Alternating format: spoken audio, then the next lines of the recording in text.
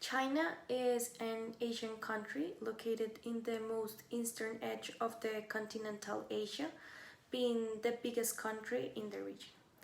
It is recognized that the Chinese government wants to keep their political power and actions separate from their economic policies.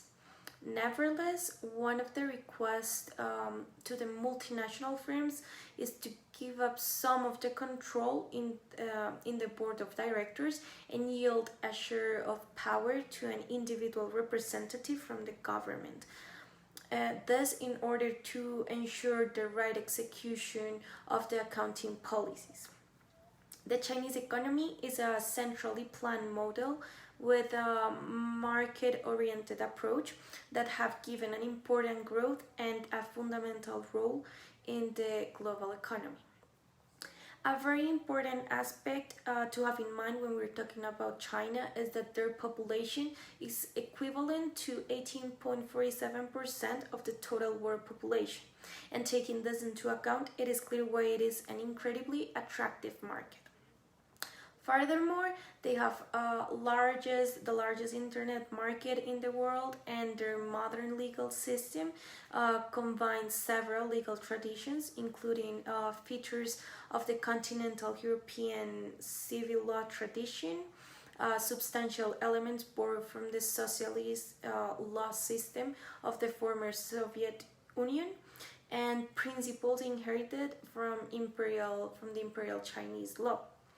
In the case of Russia, which is a country largely located in Eastern Europe and Northern Asia, the Soviet regime was pseudo-constitutional, since it ignored the real balance of power in society, and in particularly the leading role of the Communist Party. According to Putin, they do not want to have the copy of the US political system. Russia's government has its own system, which is closest to its convention and situation. Since the collapse of the Soviet Union, moving from a centrally planned economy towards a more market-based system has involved a huge amount of changes. The population is heavily concentrated in the westernmost fifth of the country, extending from the Baltic Sea to the Caspian Sea, and eastward parallel to the Kazakh border. In terms of religion, Russia is not so strong because the 7 decades of Soviet rule. However, Russia is a country where Christianity and Islam live in peace side by side. Most of their TV channels are stations that are owned by the government or people with close ties to the government official. This impacts what citizens can watch freely and means most content on television is fully decided by the government. Russia is in the perfect position to build a high-tech economy, but the bureaucracy is stopping every attempt.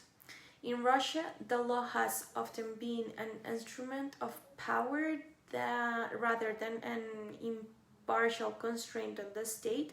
One of the most important goals of democratic reformers since the end of the Soviet era has been mixed results. As of right now, Russia has a civil law system, judicial review of legislative acts, and the chief of state since May of 2012 is Vladimir Putin.